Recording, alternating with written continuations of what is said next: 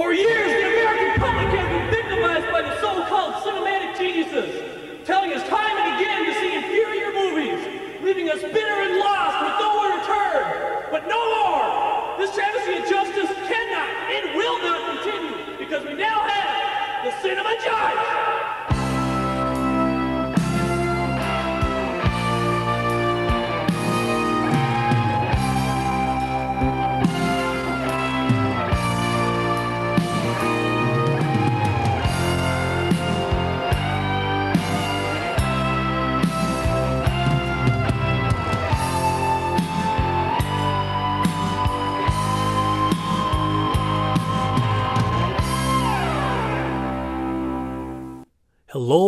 Hello, and welcome to the Cinema Judge.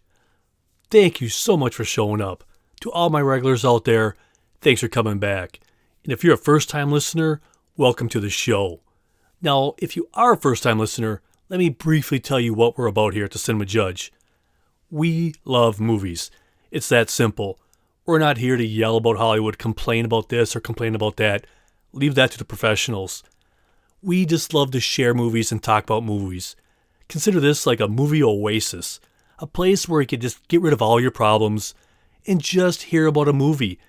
I'm not here to tell you not to see a movie or even to see a movie. My job is this. The studios, they send me the evidence with interviews, scenes, on-the-set footage, all of that stuff. I put it together and give it to you, and you make up your own mind. It's that simple, because any movie is somebody's favorite movie. Now, approaching the bench today, we have Jordan Peele's newest movie, Nope. But first things first, Jordan Peele. Look at his career. Look at what he's done. I can't wait to see what he continues to do in the future. What he's done within the last several years, the movies that he's made are just incredible. And he just has this talent, this brilliance, this skill. And that's what Hollywood has needed. New voices, different directors, seeing the world from different perspectives. And I love that. It's the same thrill, same excitement. It's just different views, and we need more of that. And what he's bringing to the table is nothing short of just incredible. Because, look at that. He could have just continued his career like he was with the great comic that he was in doing that stuff. But he wanted more, and he could do more. I mean, people saw what he could do, and look at what he's done. So I just had to just, step on that little soapbox for a second, because I can't wait to see what he does in the future. But now in this newest film, Nope, it stars Daniel Kaluuya and Keke Palmer.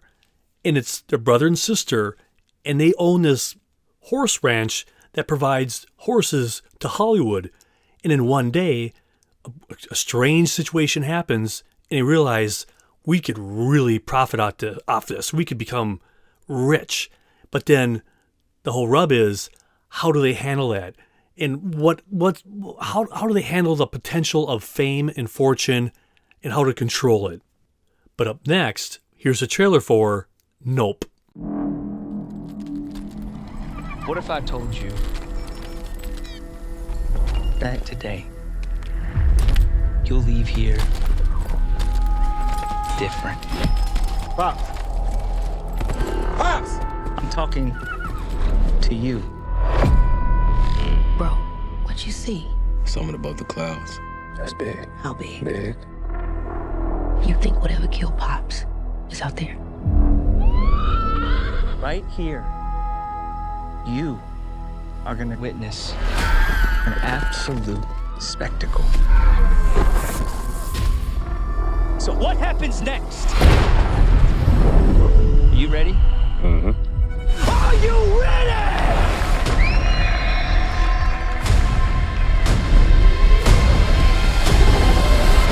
Here we go. Run, OJ! Run!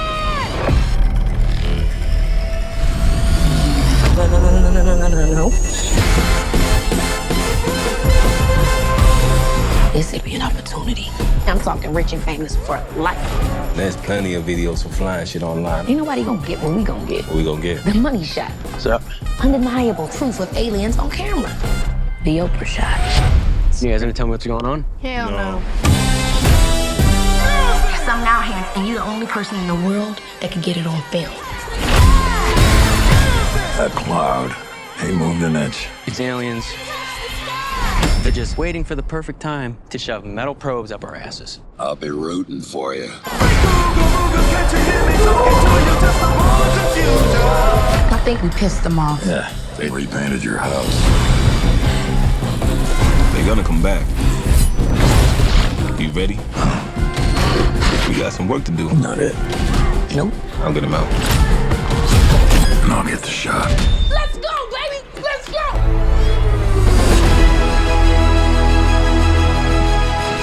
I need you to tell me, what did you see in that cloud? Well, it's not what you think. They took him. They took him all. I gotta get out this house. I'm trying to save you. My brother is out there. I don't think they take you. If you don't look at it. Look, don't look, don't look. This dream you're chasing, where you end up at the top of the mountain. It's the one you never wake up from.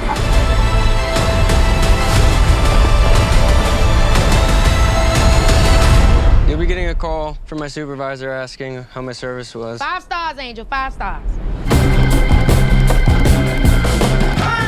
Now, I might be wrong here, so I didn't even look it up, so I'm just kind of speaking off the top of my head here. But I think at the end of that trailer is a song called Ball of Confusion. If you've never heard that song, look it up. Do yourself a huge favor, because that song just rolls. It's just no matter what decade you're in, that fits whatever time you're living in. It doesn't have to say, oh, it fits now for our time. No, that's all time. It's just a great song. That's just a side mention there.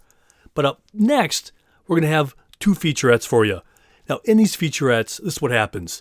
The studios, they send me these pre-packaged little mini interview things, like a couple minute, I don't know, a little package, if you will. And they just talk about the movie, or they talk about one specific part of the movie. So in these next couple featurettes, you're going to hear from Jordan Peele and the cast members just talking about the story, the process, and all that stuff. And I'm just going to step out of the way and just let them play. You know, this whole film is all about as ambitious a cinematic event as I've kind of planned so far in my career. You know, I tried to write a script that I didn't know how to pull it off, and then assemble a team to help me pull it off. This is one of these days and these weeks where it feels really good to be a director. What's a bad miracle? They got a word for that.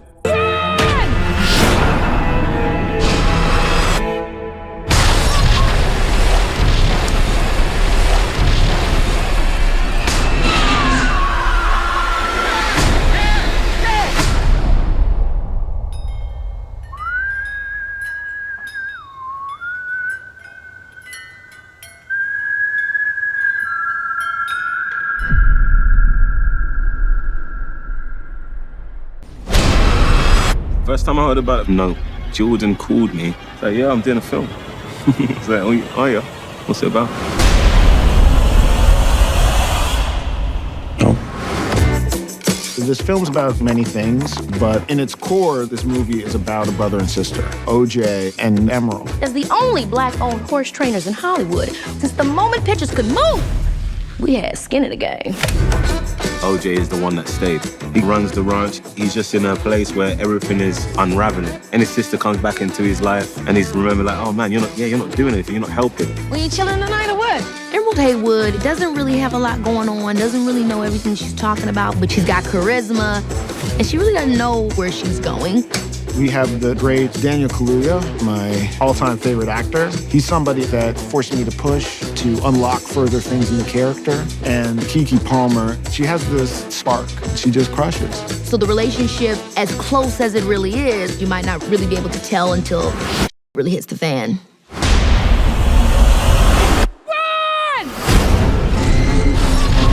It's about their ability to go from not connecting to acknowledging they have always seen each other. There's just innate love for each other. The brother, sister, being friends. You know what I'm saying? Being real. I have rarely seen that. Let's go, boy! I'm trying to save you. My brother brother is out there. Should I do it? Thumbs up, thumbs up.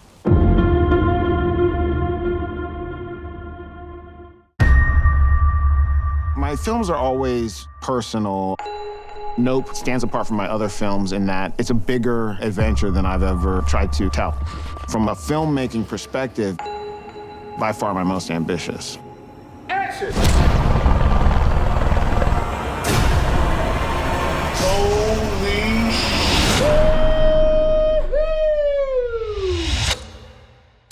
What's a bad miracle? They got a word for that? I purposely wrote something without any regard to how possible it was. All right, pictures up. Here we go. Thankfully, the great Hoyte van Hoytema, one of the best cinematographers and the mastermind behind some of my favorite films and favorite imagery, responded to the script and the challenges. It was a very exhilarating ride. Always creative, fun, never scared, and always pushing. In the scope of what we could do, this is made for a big screen. We shot on IMAX cameras, and we were not shy of doing very extreme or crazy things with those cameras. When you're shooting on IMAX, you just know you're doing something cinematically special. The image is so overwhelming, it feels like you're there. I wanted immersion. An awe and a fear and a wonder we all had when we were kids. Yeah, nah. Run!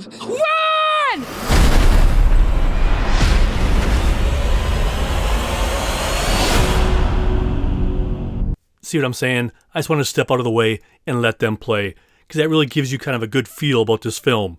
But up next, we're going to hear from the writer director Jordan Peele, and he's going to talk about the theme of this movie and also about getting into the head of us, the audience. And it's just really cool to hear him just delve into this whole concept of this movie and why he wanted to make it. This central theme of horror, of the horror engine for me, came with this idea of what if the truth is a lot simpler and darker than we even could ever imagine. I always like to kind of get into the head of my audience. And I feel like there's a lot of people that don't want to see a horror movie and don't want to see something that's dark or that's... Nope to me is an invitation to them to sort of say, hey, I see you, and this movie will be scary, but at the very least, I'm bringing you in. I'm acknowledging you. You have a place in this this genre, and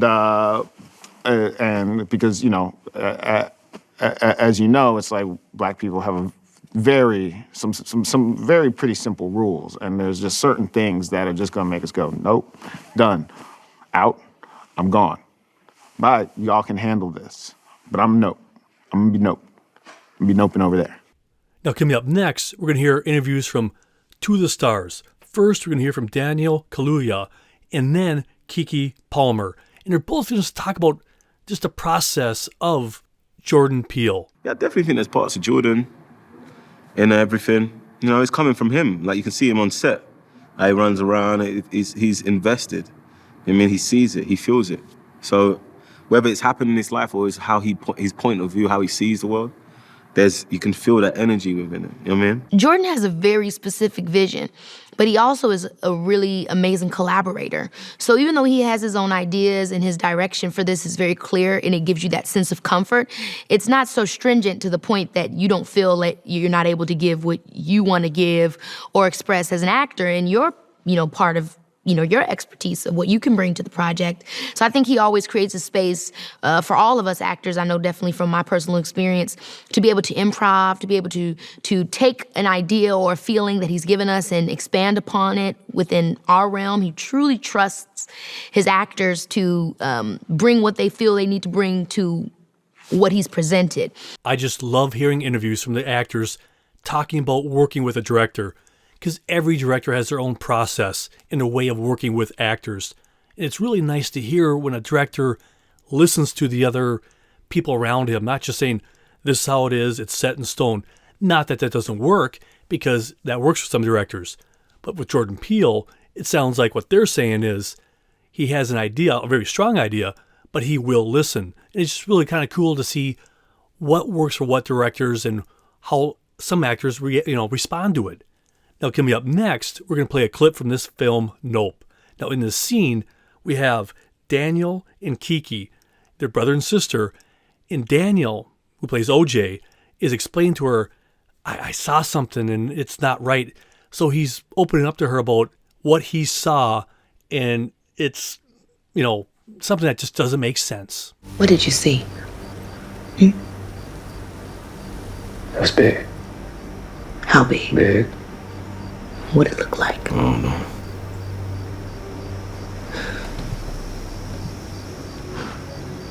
It was fast. Too fast. Too quiet to be a plane. OJ, are you saying what I think you're saying? Now, coming up next, we're going to hear from Writer Director Jordan Peele. This is a great interview. He talks about when he received this book, and after reading it, just learned so much more about the Hollywood world, if you will. And you know what? I'll just let him talk about it. This is a great interview. Check it out. Ian was the one who first gave me the book on Edward Muybridge, who is considered the godfather of motion picture for, some of these experimental photography that he took.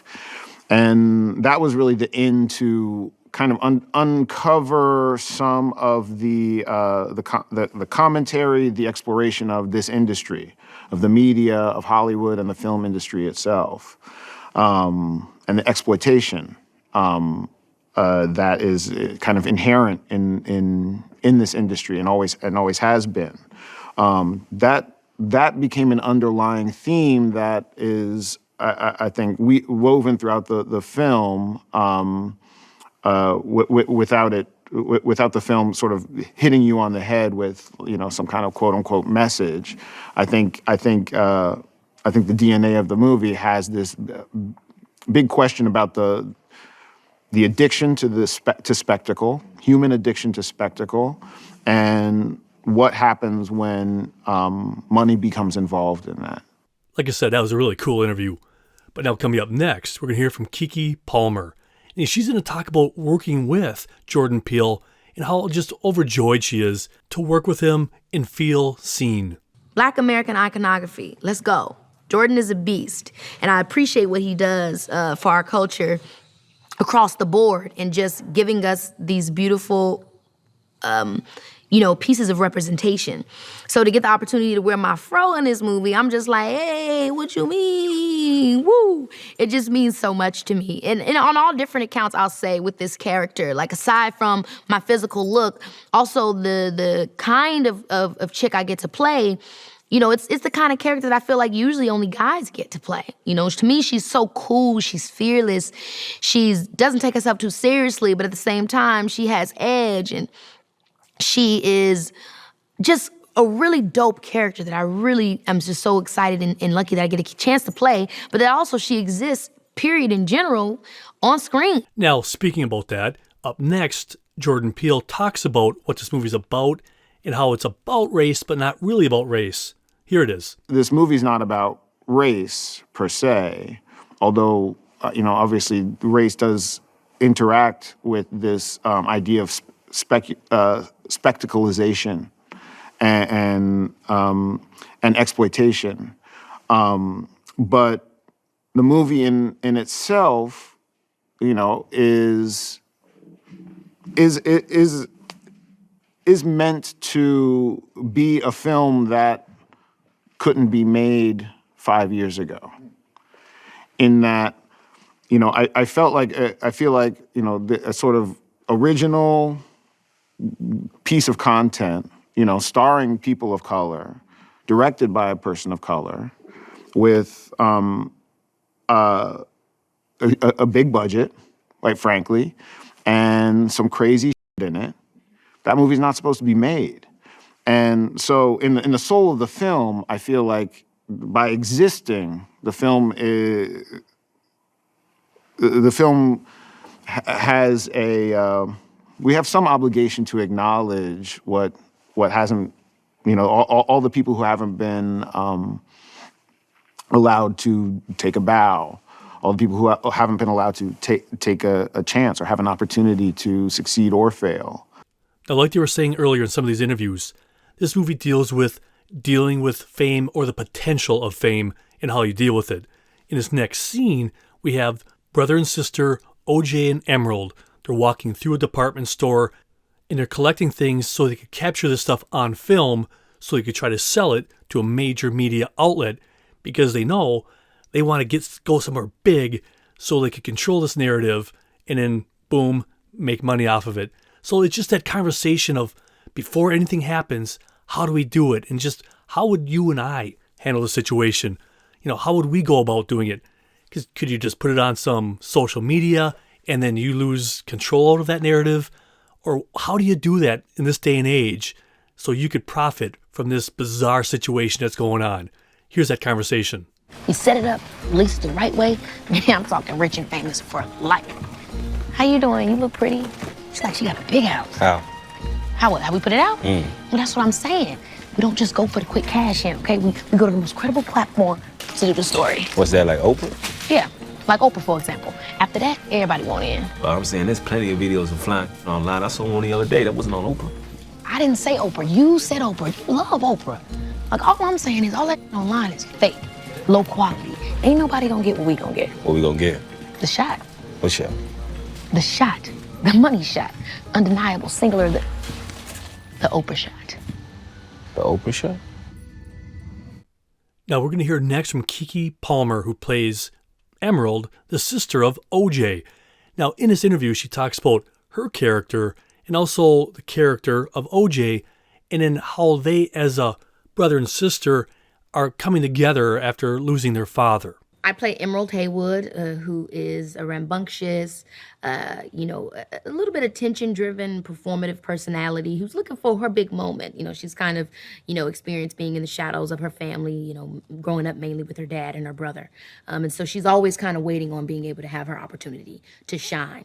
And that's where a lot of her drive comes from. OJ is her older brother, who is very much a worksman, you know what I mean? He's very focused. He's been working on this Haywood, Hollywood ranch, doing this business with their family, continuing on the legacy of being animal wranglers. And so his attention is far different. He's kind of wanting to be in the shadows. He feels very much defined, and empowered by his job to be a horse trainer. And we meet them at the point where they are reconnecting again, at the loss of their father. And so those two personalities, as they approach whatever this big spectacle is that they meet in our movie, you get to just see how it transforms them both and also brings them back together. We're going to hear next from director, writer Jordan Peele. And he's going to talk about the genesis of this project, about how he wanted to find a space for this kind of movie. But then, after that, he talks about him growing up as an only child, but really relating to the brother-sister, situation and relationship and making a movie about those two. Hard to know how to talk about the genesis without giving anything away, but I felt there was this vacuum of where a movie that I wish existed, where it didn't exist, and that was the big horror UFO film. And so I felt I had a sort of responsibility in some ways to take that on, and the idea and the concept and the plot started from there. I'm an only child, but I'm fascinated with the sibling relationship because it is one that's based on a primal and genetic sort of loyalty. There's something beneath it that no matter how, with many siblings, not all, no matter how much they go at each other's throats or fight, no matter how much their existence is defined by being different from the other one, they will come to support each other at the end. And so I wanted to tell a tale about that because that's something that always brings me a great deal of heart and joy and melancholy. Now, speaking of the brother-sister relationship, up next we're going to hear from Daniel, who plays OJ. And he's going to talk about a movie like this that you don't often see. There's not many movies that deal with a brother-sister relationship.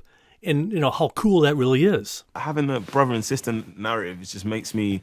I love sibling hood. That's like Hell or High Water. You know, it's about I love films that explore siblings, and so to do like a different sex, different gender siblings is so much. It's like you see a platonic love and that they fit with each other. It's like what Keke was saying, they're like a yin and a yang. So it was amazing to kind of like explore that and find the funny and find the love in it, but with the tint of you annoy me, and she's annoyed by me as well. So this is like there's that push and conflict, but underneath it is a lot of love and a lot of care. We're going to hear next from Writer Director Jordan Peele, and he's going to talk about the two leads, about how really entirely different acting styles they have, but they just became the characters. And he didn't even have to give them much direction about what to do or whatever. It's just really nice to hear about a director when they talk about this, about, I didn't have to really guide them much. They didn't need much of my specific direction.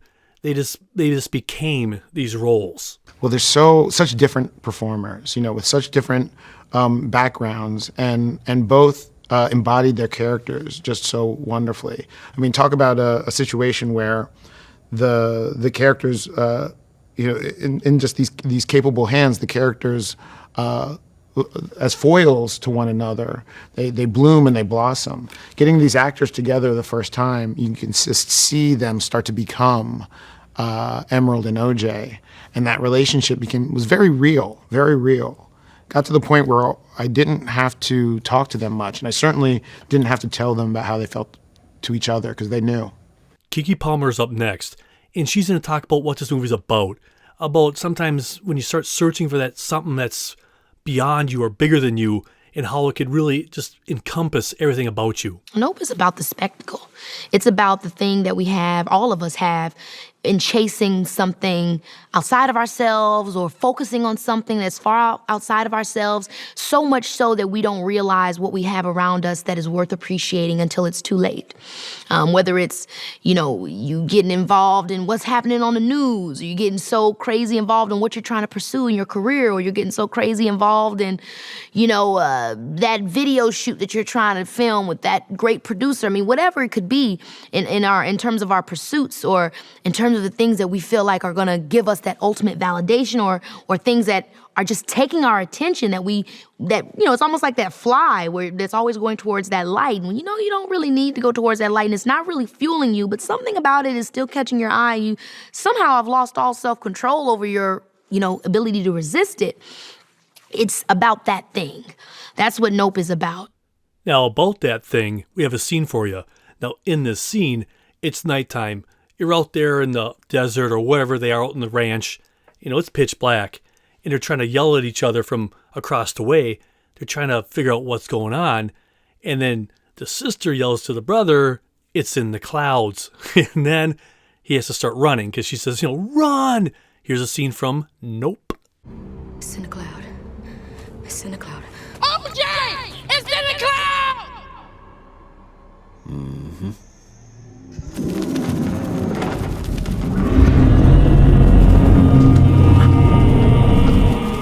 No. Run, OJ! Run!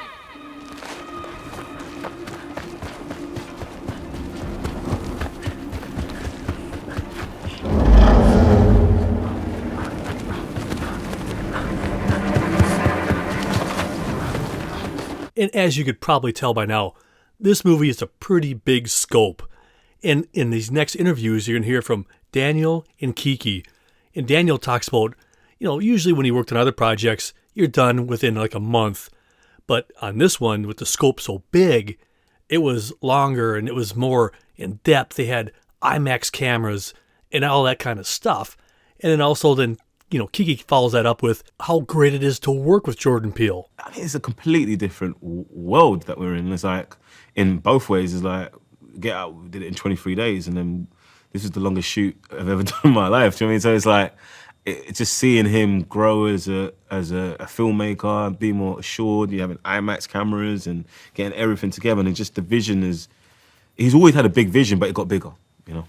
I think everybody likes films for different reasons. Like they like their favorite directors for different reasons.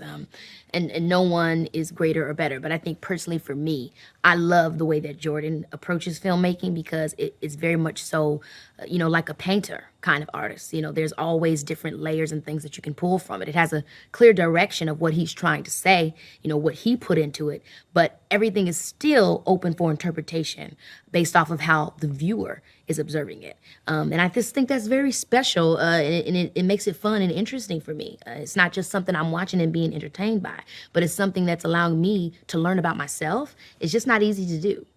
Now, coming up next, we're going to have a lot of interviews from the red carpet, and I'm just going to play them back to back. And they're going to go in this order: Jordan Peele, Keke, Daniel, Terry Notary, who plays Gordy, and Stephen Yeun, who plays Ricky Jupe Park. It's just really fun listening to people on the red carpet, and I'm sure they get asked the same questions over and over, just like with a lot of this stuff that you hear, you know, that I just played, a lot of press circuits, all that kind of stuff. But it's just always kind of fun. There they were, live on the red carpet, and that's just some of that here. This has never happened. It's never happened where the backlot tour set has happened at the same time as the movie. So I feel super proud, and just super proud of the cast and crew in this entire picture. I think you can expect to obviously not know what to expect, but you're going to get scared. So I hope you are ready for a good scary movie. But I really wanted to bring joy and adventure, and I wanted to bring a little bit more of like the big summer blockbuster magic that I've been missing for me. So it's my own brand of that. Oh man, it's pretty insane. I mean, I'm just so excited to be here. I've been waiting to share about this movie for a really long time. So I'm so close. We're at the premiere, you know, a few days away from the actual, you know, premiere of the film being in theaters. But this is an awesome day. Awesome. They can expect a thrilling, you know, adventure. I mean, the movie goes so many different places. It also is a very strong character piece. So I just think it's going to be a lot for them to take in. It's going to be one of those ones, like all of Jordan's films, where you got to watch it 3-4 times, and then you're going to really see all of the nuances. I would put him in the same category for me as the modern Hitchcock, Spielberg. That's the kind of vibe that I get working with him. Obviously, I never worked with those people, but I feel like when I'm working with Jordan, it's larger than life. You know what I mean? Not only the scale in which he wants to put the productions on, but also the way he's looking into the characters and stories he's trying to tell. It's not flat, none of it. There's always a meaning and an intention behind it. And he's detailed. And one of the things he told me, he said, when you know the story better than anyone else, that's when you know you have your story. And I think he knows his stories and what he's trying to tell. And then us as actors, we just fall in line, you know? Very surreal, because De Niro is one of the most greatest artists that have ever lived on all time. So yeah, no, it's amazing that I'm even in that kind of conversation. But I've got a lot of work to do, man, before I get spoken to with the greats like that. To be dazzled, spectacle, enjoyment, like a blockbuster, man. We're going for it. You already see brother and sister narratives. You know, I saw I think Witch on Town Mountain. Remember that film that with those two little kids and brother and sister, and they were twins? That's the only time I've seen a brother and sister. It was an old school film, and they had powers and they can move horses and stuff. It was a good kids film. That's the only time I've kind of seen a brother and sister narrative. So it was amazing to do that, attempt that, and I think a lot of people will resonate. It will resonate with a lot of people. This is a special one. You know, there's movies that you work on where you're really excited about the premiere, and this is one of those nights. I was so thrilled to be asked to work on this, and when he called, I was like, of course, I'm doing it. It was, Jordan's doing another film and he wants you to be in it. Are you interested? And I went, let me think about that. Yeah. He's an actor, so he knows how to work with actors. He knows how to give them the rein that they need to play and discover and feel like they have ownership to it, and also guide so that they nail what he really wants. And so it's a really nice balance. It's like jamming with a good musician, really. It's like just you riff, and it's free and open and collaborative, and all of a sudden you're getting stuff that you didn't know you were going to get. So it's like a big movie. It's about story, but it's also it's got all the elements, I think, of a big thriller movie and a horror flick at the same time, with some really intimate little scenes that I'm really excited about seeing myself. Fantastic. He's truly one of the best directors I've ever worked with. Such an incredible collaborator, such a brilliant mind, and also so open to letting a movie make itself. I just hope that they go on a fun ride and get to talk with their friends about it afterwards. Now, up next, we're going to hear a little bit more from Jordan Peele talking about this movie. They've said similar things like this earlier in the show, but just this is him more giving it back in a little compact version about the spectacle and all that kind of stuff. What this movie's really about. Like I said, the film is about spectacle and our addiction to spectacle and the fact that we're being drawn to it, but it's also about our inner need, whether we have it or not, to be the spectacle, to be seen, to be recognized for who we are and what we are. That was my key with this movie is I wanted immersion. I felt like if everything else fails, if I can get my audience to feel like they're near a UFO for moments, well, they're going. That is a awe and a fear and a wonder we all have from when we were kids, and it's not provided to us enough in film, and not in a way that's satisfying to me. That was just a great interview because I totally understand what he's saying. We all want to be seen, and sometimes in order to be seen, sometimes people take it further and further, and you just don't know how far people take it, and it's kind of a cool study on that kind of behavior. And I also like what he talked about. He wanted to, get everybody immersed, just involved into this film, because we all love UFO movies or stuff like this, and you don't see it very often. So it's really cool that he brought that back and did his little spin on it, because there's so many voices out there that need to be heard, and his voice is so strong and smart and just focused. I can't wait to see what he continues to do, because every project he touches, Jordan Peele he puts his stamp on it, but he always makes them entertaining and thought-provoking. The guy is so skilled, and I'm just so excited about the future and what he will bring to us. It's selfish, of course it is, but man, if he could keep entertaining me like this, and all of us, going to movies will just never get boring. I mean, the guy has mad skills. That's all you got to say. And I hope you enjoyed our in-depth look at Jordan Peele's Nope. Now, if you guys have any questions, comments, concerns, any way to improve the show, please feel free to contact me, cinemajudge@hotmail.com, because I can't grow if I don't know. Tell me what I'm doing right, tell me what I'm doing wrong, or even just, email me and say, I enjoy listening to the show. That's cool too. And I won't reply back to you if you don't want me to. I'm not that guy. I'm not going to be spamming you or nothing like that. But if you have an idea of how I can improve the show so people will come back, let me know. cinemajudge@hotmail.com. But now, if you want to watch the TV version of this, go to Bloomington, Minnesota's webpage. I'll give you a couple here just so one doesn't work. You can try the other one out. Try bit.ly/cinemajudge. bit.ly/cinemajudge. Or try blm.mn/btv-shows. And once you get there, a ton of shows will be there. You can check them out on demand whenever you want. But now it's shout-out time. For all my listeners around the world, I hope my voice finds you well. Whether you're driving to work, coming home from work, sitting at home, or just relaxing, I love hearing how you listen to this show. So wherever, whenever, or whatever you're doing, this is for you. To all my listeners who listened to the last episode, and to all of you who listen to my past catalog, don't think I don't care one bit, because I love it. It's just that stuff is almost impossible to see who listens to it and where. So don't think I don't appreciate that, because when I see a past show up where, hey, somebody listened to that episode, I do a happy dance. Don't think for 1 second I don't. So don't think I'm being a jerk to you. It's easier to thank the people who listened to my last episode. So everybody who listened to my back catalog, you are awesome. But to my last week listeners, here it is. From everybody around the United States, Canada, Sweden, Belgium, Germany, the Netherlands, Japan, France, Italy, thank you so very much. And I'm going to list off a ton of cities here. And so many of you listen to, maybe a couple times, or you share it with a friend. Whatever it is, thank you so much for sharing the show, because that's how we spread the word. If you like it, please share it. I'd really appreciate that.